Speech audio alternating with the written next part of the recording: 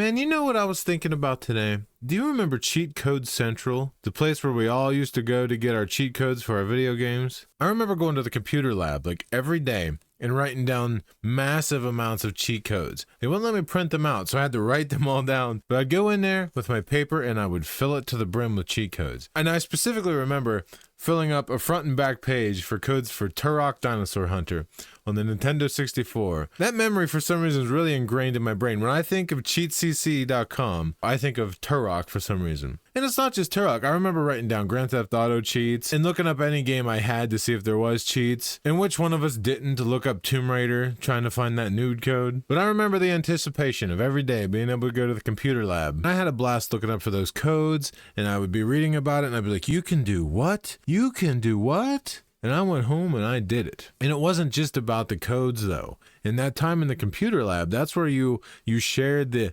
insider knowledge you had of all the games coming out. You'd be, hey, did you know in the new Grand Theft Auto game, you're going to be able to do this and this? And your young mind is like, no, I'm going to be able to see what? I'm going to be able to do what? Then there's always that one kid that say, hey, you're going to be able to go up to somebody and I'm just like, nah, I don't think so. But that's the thing. Games were more mysterious back then. And the cheat codes added to the mystery. When you're that young and you're not as informed about game development as some of us are now, and I don't know everything about game development, but I know enough that it kind of killed the magic of video games. And when you're a kid and you're playing these games, you don't know what's going to happen. You don't know what games are capable of. You don't know why the frames per second is dropping. You think the game's going in slow motion. At least that's what I thought. I was like, hey, Mom, look, this game has slow motion in it. No, that was just bad frame rate. But we didn't know that back then. In a way, it's kind of a shame that some of the fondest memories that a lot of us have of games are from when we were kids. There was just something about the magic and the mystery of games when you're a kid. I don't think we'll ever be able to top those moments. And I think it's because a lot of people nowadays know why they're seeing what they're seeing and what to expect. When we were a kid, you pop in a game and the possibilities are endless. It's kind of naive about games back then. I didn't know that like games could be bad. I just thought that like I wasn't good at them or just they weren't for me. I didn't really think about games just being bad because I didn't know that was a thing.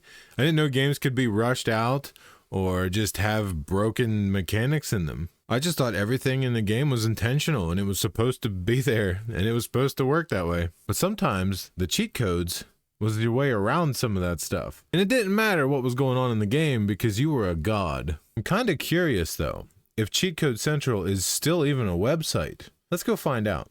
Well, it looks like it's still a website, but it doesn't really look like it has much going on here. Some of the articles are pretty recent, like this one is from 7 hours ago.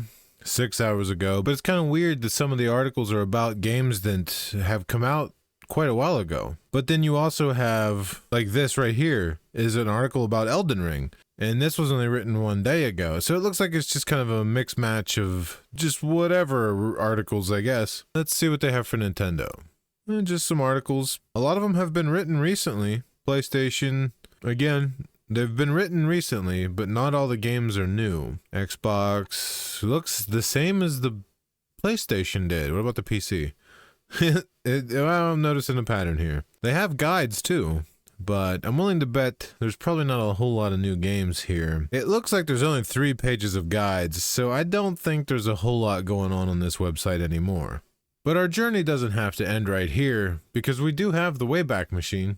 CheatCC.com. I think we're going to go back to when I was still in school. We will go March 1st, 2001. Now there's a logo I haven't seen in a while. That's the logo I remember. I like this one a lot better. The largest, most comprehensive independent video and computer game site in the world.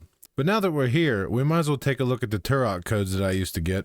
Right there it is, Turok Dinosaur Hunter. Yep, and there's all the codes I used to write down. Doesn't seem like as many, but I remember filling up I must have wrote really large back then. Before we leave the Wayback Machine, let's check one last thing. Alright, here we are for Tomb Raider, and still no nude code. I didn't think there was gonna be one. There never was one. But face it, how many of us were desperate to see those old PlayStation 1 pixelated titties?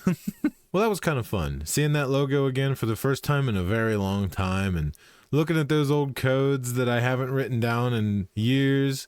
It was a fun little trip down memory lane. I wonder what other websites people used that they have fond memories of too. I have CheatCC.com.